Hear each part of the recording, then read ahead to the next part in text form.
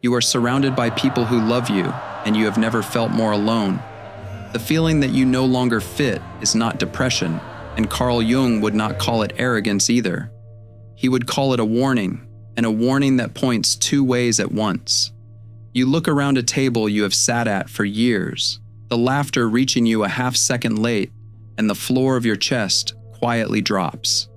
By the end, you will know which way your warning is pointing.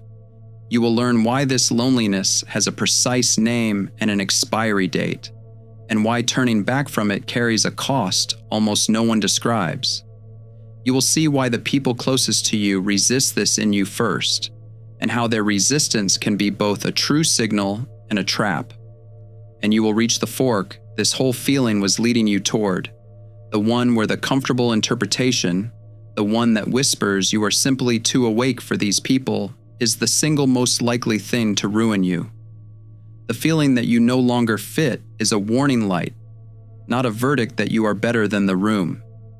And you have arrived at the exact place where the wrong turn gets taken. Consider a man. Call him 48. For nearly his whole life, fitting in was the one thing he never had to work at. He was the easy one, the one a room relaxed around, the friend who could move a tense evening back into laughter without seeming to try. For 15 years, he had a standing seat at the same Friday table, the same friends, the same chair against the window. Then one ordinary night, he looked up from that chair and felt the glass come down. Nothing had happened.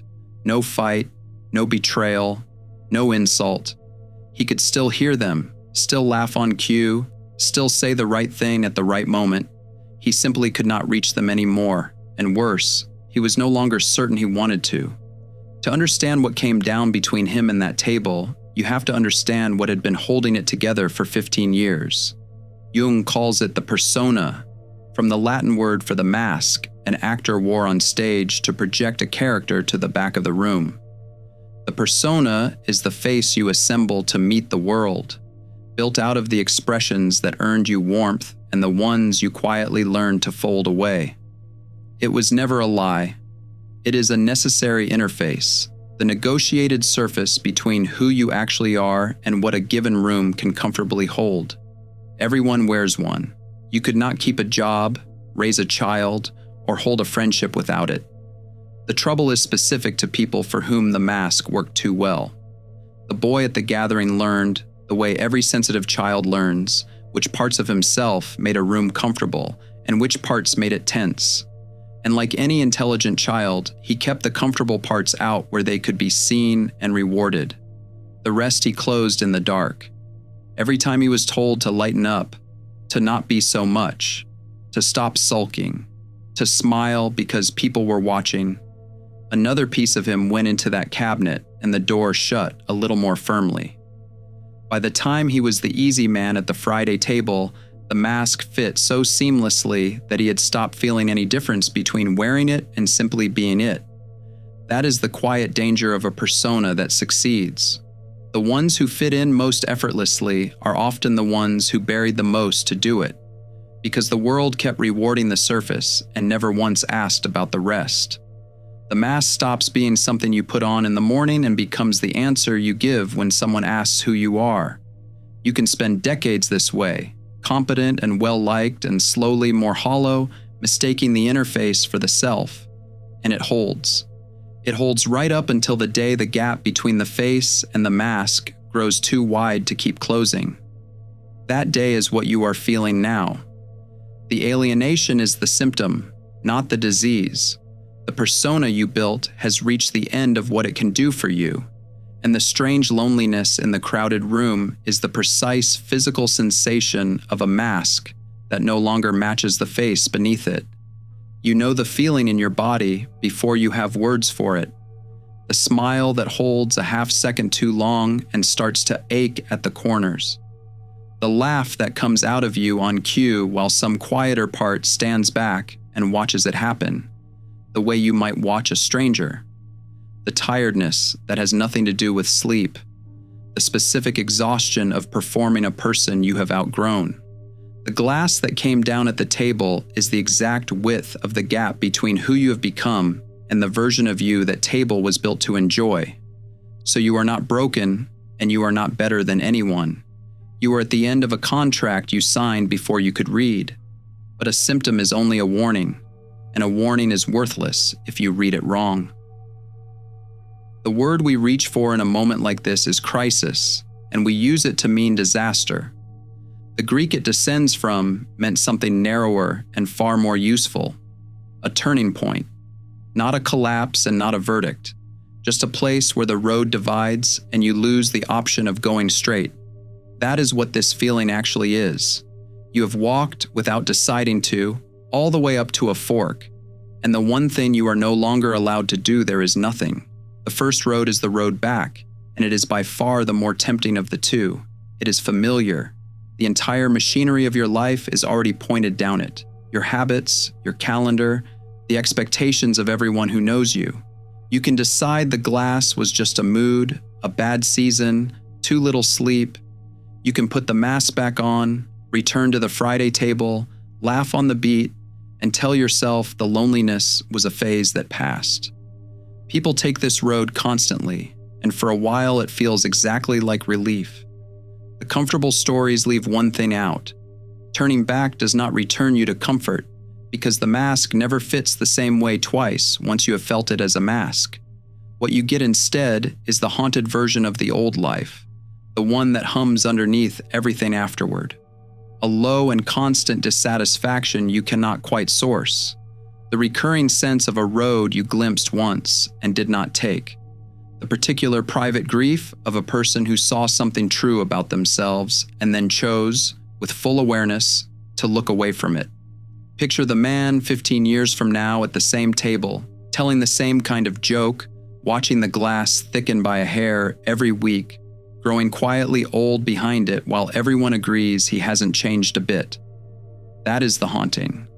Not a dramatic ruin, only a long, low fidelity to a life that stopped being true, with the occasional afternoon when something you will not look at directly moves behind everything and is gone before you can name it. People carry that quiet ache for decades and call it being realistic. It is the exact price of having heard the warning clearly and then deciding it was safer never to have heard it at all. That is the cost the reassuring version walks right past. You tell yourself that going back would at least be safe. It would not. The symptom was real, and ignoring a real symptom does not make it disappear. It makes it patient. Jung is clear on this point. What you refuse to face does not dissolve when you turn away from it. It sinks down and begins to run the machinery from underneath, arranging your circumstances, your moods, your strange resentments into a shape that matches the very thing you would not look at, and it keeps doing that until you finally turn around and meet it. A turning point does not ask which way you feel. It asks which way you move. The man at the fork has to move, because at a fork, standing still is just the road back taken slowly.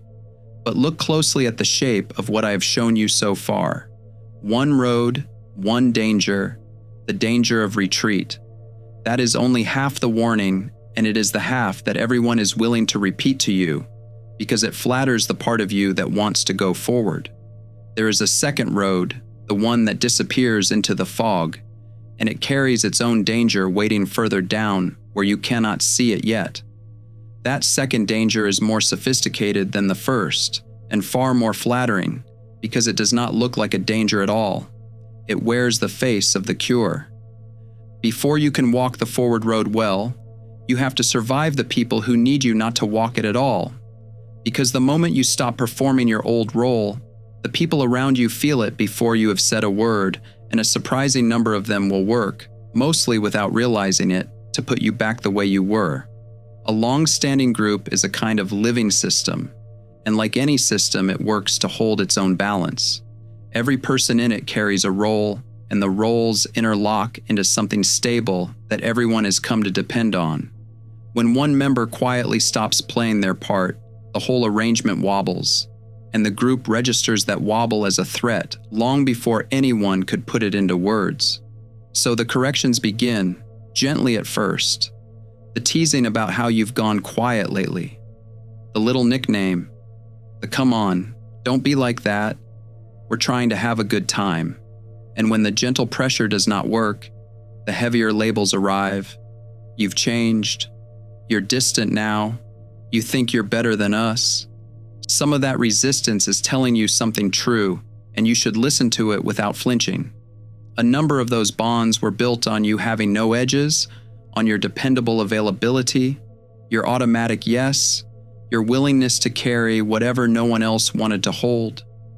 When you stop carrying it, the friction you feel is the sound of an arrangement ending that was never quite friendship to begin with. Their discomfort is real information. It is just not always information about them. But the forward road plays its first trick right here, and it is a subtle one, so stay with it. The label they hand you, you think you're better than everyone, is sometimes a cage they are building around you to keep you the size they are used to. And it is sometimes a mirror, held up to something that has genuinely begun to curdle in you. The very same words can be a manipulation designed to control you, or the truest thing anyone has said to you in a year. From the inside, in the heat of feeling misunderstood, the two are almost impossible to tell apart, and the ego has a strong preference for the version where you are the wronged party. Jung gives you a tool here, and it is uncomfortable. He observed that the things which irritate us most reliably in other people are often the disowned parts of ourselves, projected outward where they are easier to despise. The friend whose neediness suddenly grates on you may be holding up your own buried need. The one whose vanity you cannot stand may be carrying the ambition you exiled as a boy. Not always, but often enough that the irritation is worth reading as a question about yourself before you accept it as a fact about them. The man at the table feels all of this at once. His friends start to rib him for going quiet, and he feels the pull split cleanly in two. One pull is to snap the mask back into place and be the easy man again, to restore the room. The other pull is quieter and much more seductive.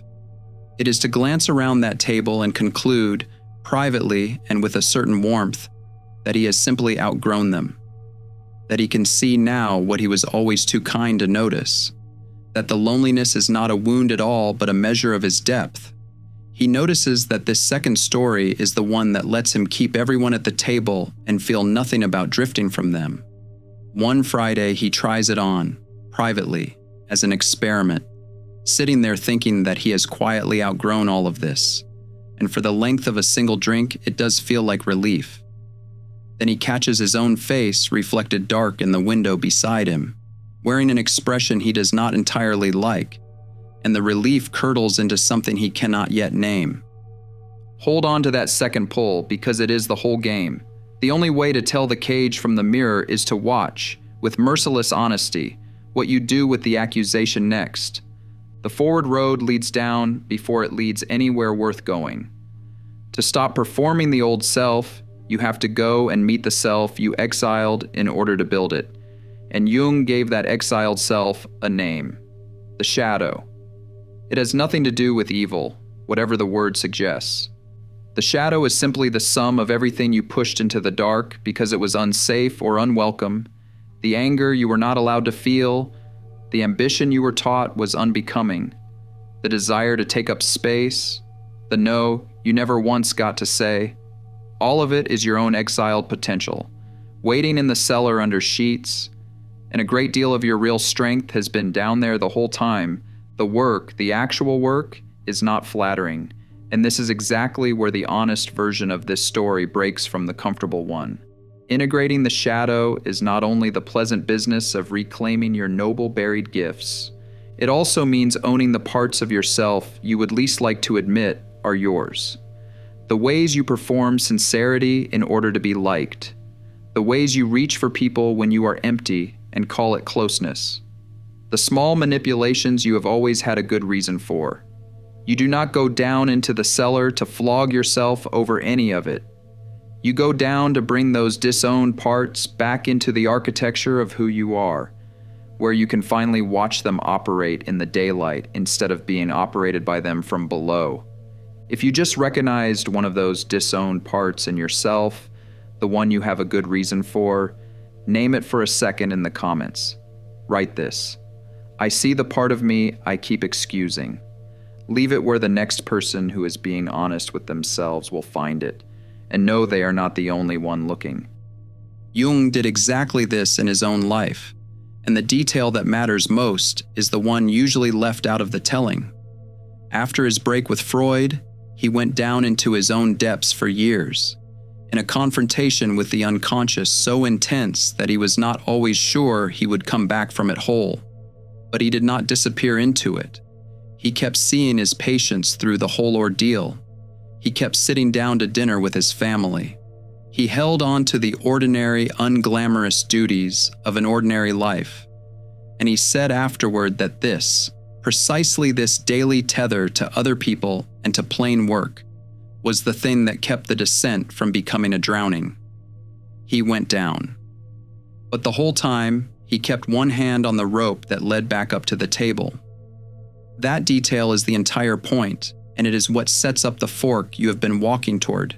Because from the outside, and even from inside your own skin, this descent looks identical to two completely different things. It looks exactly like real transformation, the slow making of a deeper person.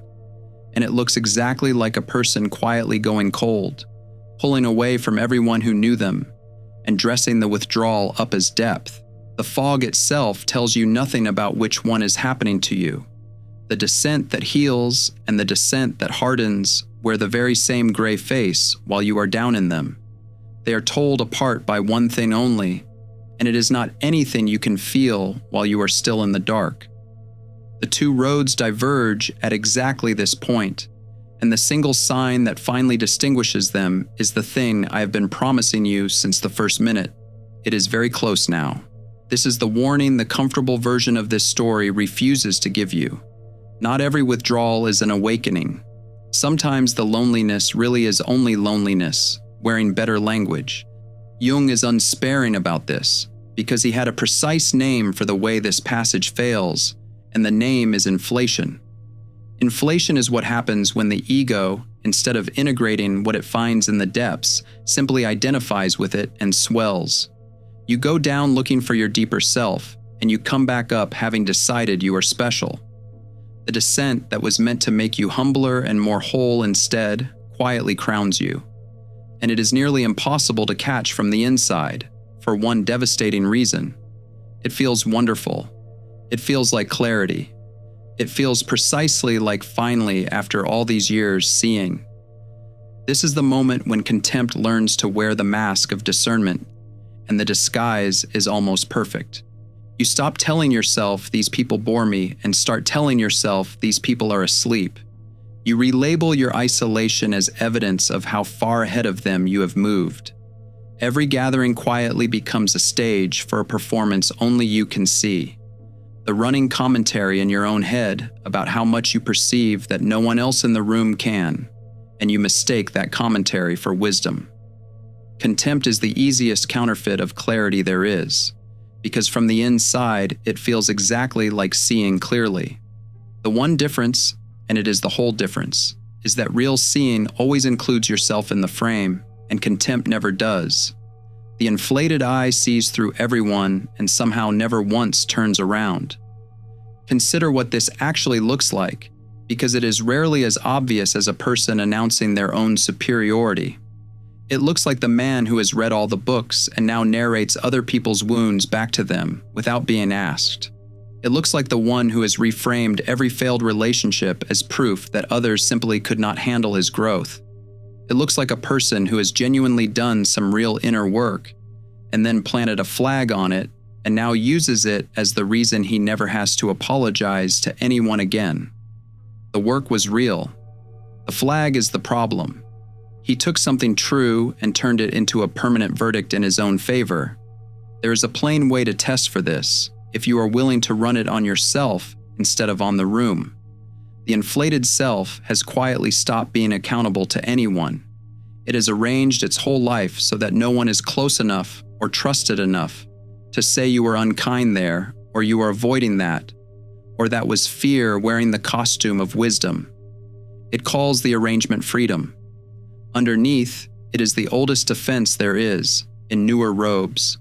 If you have done some real growing and there is no longer a single person alive whose honest word about you could actually reach you, what you have reached looks less like a summit and more like solitary confinement with a very good view. Take seriously, then, the one question the flattering stories always wave away. Is this growth, or is this just loneliness with a philosophy attached to it? You already suspect which one it is on your worst days. In the quiet, you do not admit to anyone. Have the plain honesty to admit that sometimes the right answer is the second one. The person who has seen through everyone and now answers to no one has not taken the mask off at all. They have built a far more sophisticated one, the mask of the awakened one, the seer, the only adult in the room, and they have made the oldest mistake there is. They have called the mask a face. This is the man at the table's real temptation, and it is so much gentler than the alternative. It would feel so good to decide he has outgrown them. It asks nothing of him. It costs him no apology and no humility and no risk. It lets him keep his loneliness intact and feel proud of it instead of pained by it. The glass has thickened and silvered while he was not paying attention, and now, when he turns toward his oldest friends, he sees only a flattering reflection of his own depth and calls it insight into them. So the road forward has its own cliff, and the cliff is disguised as the summit, which leaves you holding the only question that has mattered from the beginning. Standing at the fork, fog on one side and a lit house on the other, how do you actually tell which road you are walking? The sign is almost embarrassingly simple once you see it. Inflation seals the glass over and leaves you alone with your reflection. Integration finds the door in it and walks back through. Watch what the two roads do with other people, because that is where each one finally shows its true face. The inflated self needs the world to stay asleep, because its entire sense of being awake depends on the contrast. Take the sleepers away and it has nothing left to feel superior to, and so it secretly cannot afford for anyone else to wake up. The integrated self stops needing the comparison at all, and can sit in a room full of ordinary people without keeping a private score. The inflated self reads every boundary it draws as a verdict on the people left outside it. The integrated self draws the boundary and simply keeps living, with no verdict attached, because it no longer requires anyone else to be wrong in order to feel well. The mark of real individuation was never that you stop negotiating with the room forever.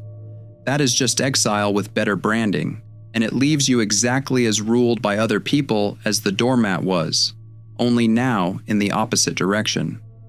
The mark is that you can walk back into the room and stay yourself while you are in it. You can choose a few people and go deep with them instead of staying shallow with everyone. You can feel the full weight of a gathering and not be swept out to sea by it. You can love people you have stopped performing for, which is the only kind of loving that was ever real. This is what Jung meant by wholeness rather than perfection. Not a flawless self, but a complete one. The conscious face and the buried shadow finally living in the same body, no longer at war. So the warning resolves, and it resolves into something harder and far better than the flattering version ever offered. Not fitting in was never proof that you had arrived somewhere the others could not follow. It was a doorway, and a doorway is a thing you can refuse to walk through, or walk through and slam behind you forever, or walk through and quietly leave open. The feeling was true. What you decide to do with it is the entire test, and that test is settled in the return, not in the descent. The man goes back to the Friday table, not because he caved, and not to prove a point to anyone. He sits in the same chair against the window, and this time, once, he says the true thing instead of the easy thing, and then lets the small silence that follows simply sit there unfilled. Two of the people at that table lean into the silence and meet him inside it, and something real passes between them that 15 years of easy laughter never once allowed. The others wait, faintly uncomfortable, for the easy man to come back and rescue the evening. And for the first time in 15 years, he can tell, cleanly and without cruelty, which is which. He does not despise the three who cannot follow him there. He simply stops spending his deepest self on them and saves it for the two who can. And this is the detail that proves it is integration and not the flattering counterfeit. He does not need the three to be lesser in order for the two to be real. He does not narrate their shallowness to himself on the drive home. He simply spends himself more carefully than he used to, the way a person spends anything they have finally understood to be finite. The bonds that can hold the whole of him deepen. The ones that could only ever hold the easy man thin out, without ceremony and without contempt, into something closer to fondness at a distance. No one gets indicted. He just stops auditioning and lets the room settle into the shape it was always going to take once he stopped holding it together by hand. The glass did not vanish. It became a window with a door in it, and he understood at last that he had been standing on the handle the whole time. Arrival was never the test. The return was. So this is where the warning leaves you, and it is a quiet place rather than a triumphant one. The world does not become warmer on the far side of this passage. It becomes clear. The fog you were standing in, the one that hid which road was which, lifts, and what is left behind it is sharp and sober and entirely your own. You stop needing the people who needed you unchanged. And in the very same motion, if you have read both edges of the warning correctly, you stop needing to feel superior to them, because the superiority was only ever your loneliness refusing to say its own name. Your sensitivity stops being a wound you keep pressing on, and it stops being a trophy you keep polishing, and it becomes something far more useful than either of those, a way of seeing. You can feel a manipulation forming across a table and choose, without a trace of contempt, not to be moved by it. You can see precisely who a person is and still be kind to them, because kindness has stopped being the same thing as surrender. What you arrive at, if you arrive, is a strange and durable steadiness. Not the brittle calm of the suppressed self, the one that keeps smiling while the cabinet fills up in the dark. The other kind, the kind that comes from having gone all the way down into yourself and met everything that was waiting there and climbed back up still holding the rope. Very little out in the world can frighten you the way it used to, because nothing out there is worse than what you already faced in here and survived.